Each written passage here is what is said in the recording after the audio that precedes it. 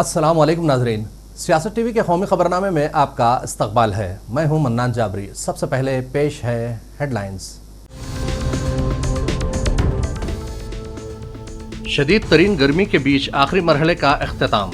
बंगाल में हल्के तशद्दुद के बावजूद मजमूई तौर पर पोलिंग रही पुरअमन।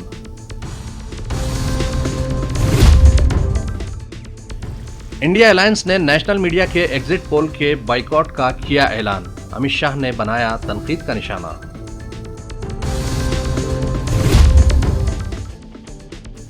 इंडिगो की परवाज में बम की धमकी के बाद मुंबई में इमरजेंसी लैंडिंग, मुसाफिरीन में खौफ और दहशत। और बॉलीवुड स्टार सलमान खान के कत्ल का मंसूबा नाकाम, 4 मुलजिमीन गिरफ्तार। हेडलाइंस के बाद अब बढ़ते हैं खबरों की तफसील की जानिब। लोकसभा इंतखाबात के 7वें और आखिरी मरहले में 8 रियासतों और मरकज के ज़ेर इंतजाम इलाके समेत 57 नशिस्तों पर आज पहले 6 घंटों तक औसत वोटिंग 50% रही। तमाम नशिस्तों पर सुबह 7 बजे वोटिंग शुरू हुई, जो शाम 6 बजे तक जारी रही। इलेक्शन कमीशन ऑफ इंडिया ने कहा कि दोपहर 1 बजे तक 57 लोकसभा सीटों पर 41% वोट डाले गए हैं। दोपहर 3 बजे तक हिमाचल प्रदेश में सबसे ज़्यादा 49% वोटिंग हुई, जबकि बिहार में सबसे कम 36% वोटिंग हुई। इलेक्शन कमीशन के ज़राए के मुताबिक पोलिंग स्टेशंस पर सुबह से ही वोटर्स की लंबी कतारें देखी गई। वोटिंग पुरअमन तरीके से जारी रही। वोटर्स को गर्मी से बचाने के लिए पीने के पानी और साये की सहूलतें फराहम की गई हैं। मगरबी बंगाल के मुख्तलिफ हलकों से पोलिंग स्टेशनों के बाहर हल्के तशद्दुद और पोलिंग एजेंटों को भगाने की कोशिशों की भी इत्तला मिली है। लोकसभा इंतखाबात इख्तिताम को पहुंच चुके हैं और 4 जून को वोट शुमारी का अमल अंजाम पाएगा। इस दौरान इलेक्शन ड्यूटी पर तैनात इंतखाबी अहलकारों को गर्मी की वजह से बेइंतहा मुश्किलात का सामना करना पड़ा। उत्तर प्रदेश और बिहार से आ रही खबरों के मुताबिक गुज़िश्ता 24 घंटों में झुलसा देने वाली गर्मी ने 22 इंतखाबी अहलकारों की जान ले ली। दर्जनों इंतखाबी अहलकार बीमार भी होकर दवाखानों में दाखिल हो चुके हैं, जिनमें से कई की हालत संगीन बताई जा रही है। आरजेडी के सरबराह लालू प्रसाद यादव ने पटना में अपने हक रायदही का इस्तेमाल किया। इस मौके पर उनकी बीवी राबड़ी देवी और फैमिली के दीगर अरकान भी मौजूद थे। वोट देने के बाद लालू प्रसाद यादव ने अवाम से अपील की कि वो भरपूर तरीके से वोटिंग में हिस्सा लें। आखिरी मरहले में पंजाब के शहर जालंधर में मशहूर क्रिकेटर हरभजन सिंह ने भी अपने वोट का इस्तेमाल किया। पंजाब के शहर जालंधर में शदीद गर्मी के बावजूद बड़ी तादाद में लोग वोट डालने के लिए पोलिंग बूथ पहुंचे थे। मंडी से बीजेपी की उम्मीदवार और बॉलीवुड एक्ट्रेस कंगना रनावत ने भी अपना वोट डाला। मंडी लोकसभा सीट से कांग्रेस ने विक्रमादित्य सिंह को मैदान में उतारा। इस मौके पर मीडिया से बातचीत करते हुए कंगना रनावत ने कहा, मैं लोगों से अपील करना चाहती हूं कि वो जमहूरियत के त्यौहार में भरपूर हिस्सा ले और अपने वोट का इस्तेमाल करें। मुझे उम्मीद है कि मंडी के लोग मुझे आशीर्वाद देंगे और हम रियासत की तमाम 4 नशिस्तों पर कामयाबी हासिल करेंगे। देखिए, अभी जो है मैंने जो है वो वोट दिया है और मेरी सबसे अपील है, जिन क्षेत्रों में आज जो है वोटिंग हो रही है, इस जो हमारा सबसे बड़ा संवैधानिक अधिकार है, इस लोकतंत्र के महापर्व में जो है वो बढ़ चढ़ के हिस्सा लें। और आज ऐसा लगता है जैसे कोई उत्सव है, हमारे सरका घाट में तो लग रहा है जैसे कोई उत्सव है। इस लोकतंत्र के महापर्व में जो है हिस्सा लें और हमें जो लोकतंत्र का जो वरदान है, न जाने कितने लोगों का खून बहा ताकि हमें ये वोट करने का जो है अधिकार मिले, तो इस अधिकार का फायदा उठाएं। देखिए, हमारे लिए जो है ये जो मोदी की लहर है, ये समस्त हिमाचल प्रदेश में है। मोदी जी ने जो है इस बार कम से कम लगभग 200 रैलियां की हुई हैं। 2 महीने के छोटे से अंतराल में ना जाने 80-90 से ज्यादा इंटरव्यू किए हुए हैं और उनका जो काम है वो पूरे भारतवर्ष में जो उसकी गारंटी है, उनका लोहा जो है पूरा भारतवर्ष और हिमाचल प्रदेश भी मानता है। तो हम जो है मोदी जी की सेना है और मुझे जो है अवश्य ही मंडी पार्लियामेंट्री का आशीर्वाद मिलेगा और मोदी जी को जो है यहाँ पर भी हम लोग 4 की 4 सीटें जो है वो मिलेगी। ध्यान करने गए हैं, विपक्ष उस पर सवाल उठा रहा है, मोदी जी ध्यान लगा रहे हैं, अभी उस पर सवाल उठा रहे हैं। मोदी जी जो है वो ध्यान अभी नहीं कर रहे हैं, वो जब राजनेता भी नहीं थे, जब कहीं ना कहीं पॉलिटिक्स से बिल्कुल नहीं जुड़े थे, तब भी हम लोग उनके कितने चित्र देखते हैं। यहाँ हिमालय की वादियों में वो न जाने कितने दशकों तक वो तपस्या करते रहे, वो कितने दशकों तक जो है ध्यान करते रहे। अब इन लोगों को उनके ध्यान से दिक्कत है। जो एक इंसान का जो है जीवन शैली जीने का तरीका है, वो इंसान अपनी जीवन शैली जीने का तरीका नहीं भूल सकता। अगर वो जो है ध्यान करते हैं तो करते आए हैं, अब भी करेंगे, उसमें क्या पता। मोदी जी अवश्य ही 400 पार में 4 की 4 जो है हिमाचल की सीटें। लोकसभा इंतखाबात के आखिरी मरहले के दरमियान हफ्ते को इंडिया इत्तेहाद के सरकर्दा कायदीन की मीटिंग तलब की गई है, जिसमें इंतखाबी नताइज के बाद की हिकमत अमली और दीगर मसाइल पर तबादला ख्याल किया जाएगा। इंडिया इत्तेहाद के जराये ने बताया कि कांग्रेस सदर मल्लिकार्जुन खड़गे की रिहाइशगाह पर दोपहर 3 बजे मीटिंग बुलाई गई थी। इस मीटिंग में इत्तेहाद के तमाम सरकर्दा कायदीन ने शिरकत की। कांग्रेस और इंडिया अलायंस ने नेशनल मीडिया के एग्जिट पोल के बॉयकॉट का ऐलान किया है। कांग्रेस का मानना है कि नेशनल मीडिया मोदी और बीजेपी के जेर असर है, इसलिए इससे गैर जानिबदारी की तवक्को फजूल है। पवन खेड़ा ने एग्जिट पोल के बॉयकॉट का बाज़ाब्ता ऐलान किया। अमित शाह ने इस पर कांग्रेस पर तनकीद की। What's the point of a speculation? Why should we indulge in meaningless speculation, slugfest, just to increase the TRPs of channels, or to there are some forces which are involved in betting. Why should we be a part of that? Everybody knows who he or she has voted for. Parties will get to know how many votes they got on the 4th. Why should we speculate? So do we see as a confidence of Congress Party or India Alliance? Absolute confidence. We are absolutely confident in all humility. I'm telling you that we are poised to win this election. India Alliance will be forming the government on the 4th, after the 4th of June. ये कोई नई बात नहीं है कि Congress party कल exit poll पर discussion का बहिष्कार कर रही है। कई समय से कांग्रेस पार्टी डिनायल मोड में आ रही है। ये पूरा इलेक्शन ये कैंपेन करते रहे कि हमारा बहुमत आने जा रहा है, बहुमत आने जा रहा है। अब उनको भी स्थिति मालूम है कि कल के चुनाव के बाद आने वाले एग्जिट पोल में इनकी प्रचंड हार होने वाली है और किस मुंह से वो मीडिया को फेस करे।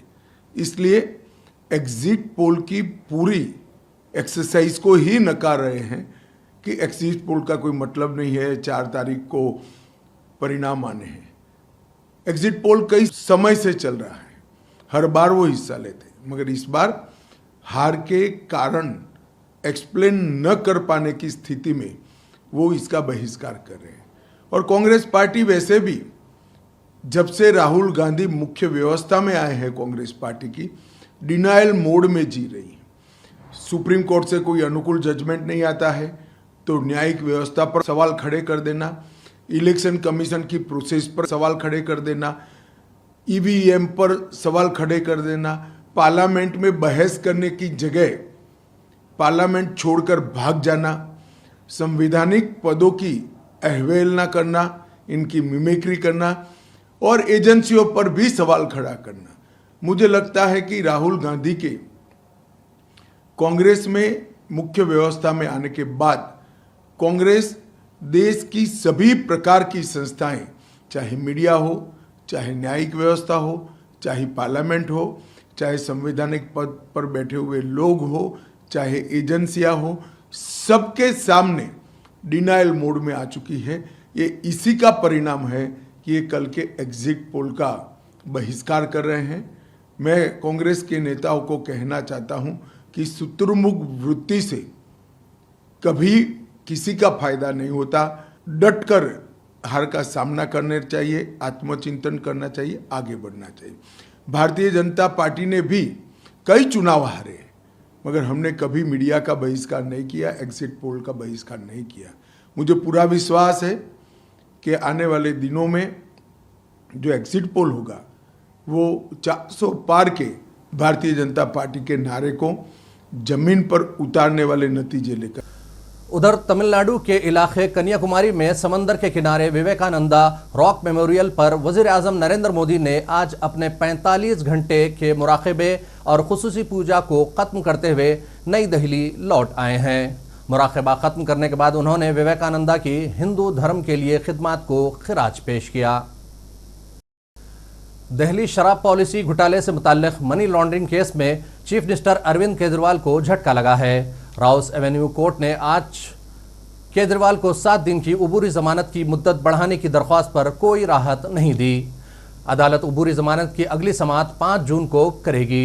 ईडी ने समाअत के दौरान अदालत को बताया कि आम आदमी पार्टी के कौमी कन्वीनर अरविंद केजरीवाल ने हक़ाइक़ को छुपाया है और अपनी सेहत समेत कई मसाइल पर झूठे बयानात दिए हैं। इसके जवाब में केजरीवाल के वकील ने कहा कि वो बीमार हैं और उन्हें इलाज की ज़रूरत है।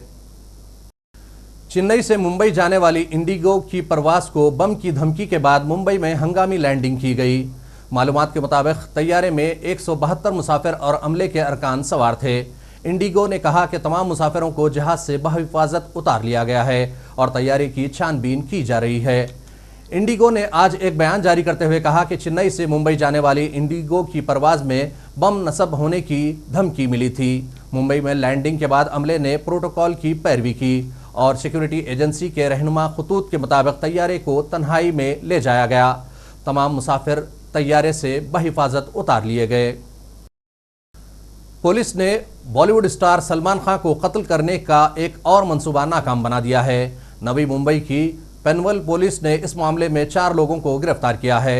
पुलिस का दावा है कि ये लोग लॉरेंस बिश्नोई गैंग से थे और उन्होंने पेनवल में सलमान खान की गाड़ी पर हमला करने का मंसूबा बनाया था।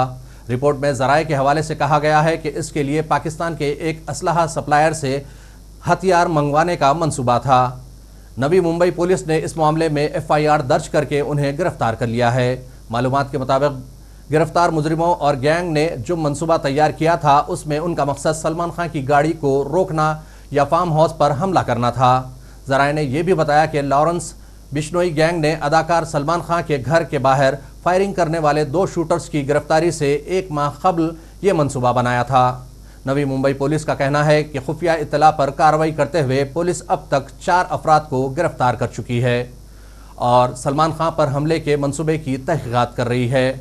गिरफ्तार मुजरिमों की शिनाख्त धनंजय सिंह, गौरव भाटिया, सफ़ी खां और जीशान खां के तौर पर की गई है। समंदरी तूफान रेमल के साहिल से टकराने से शुरू होने वाली मूसलाधार बारिश ने मणिपुर के कुछ हिस्सों को सैलाब से दो-चार कर दिया। सिक्योरिटी फोर्सेस ने मुतासरा शहरियों को फौरी रिलीफ और मदद फराहम करते हुए कार्रवाई की है। निम्बोल और इम्फाल जैसी बड़ी नदियों में तुग़यानी के बायस हालत मज़ीद ख़राब होती जा रही है और इलाके के कई गांव पानी में डूब चुके हैं। वज़ीर-ए-आज़म नरेंद्र मोदी ने सूरत हाल पर गहरी तशवीश का इजहार किया है और कहा कि मरकज़ी हुकूमत ने हर मुमकिन ताउन का यकीन दिलाया है। NDRF, इंडियन आर्मी और आसाम राइफल्स की टीमें मुकामी हुक्काम के साथ मिलकर इमदादी कार्रवाइयाँ कर रही हैं और इलाके के मुख्तलिफ सैलाब ज़दा इलाकों से आवाम को बचा रही हैं। From the time the disaster has broke here in Manipur, Assam Rifle, it was requisitioned and it volunteered also, and approximately 6,500 people have been rescued so far. And as of today?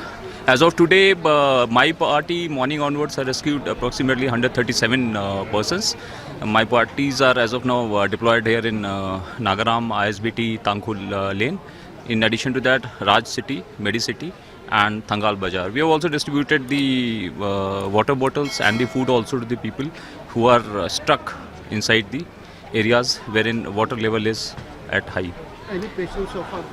Yeah, just now in morning we have got a requisition that a patient who is a paralytic and was there in Tangkhul Lane, he has to be rescued. So immediately the boat was put in, though water was approximately 8 to 9 feet there. So boat was taken by the team. The person was rescued in a stretcher and brought back.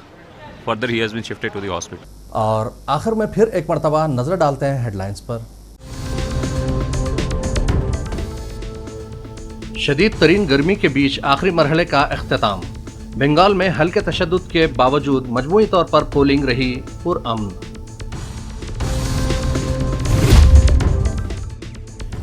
India alliance ने national media के exit poll के boycott का किया ऐलान। अमित शाह ने बनाया तनकीद का निशाना।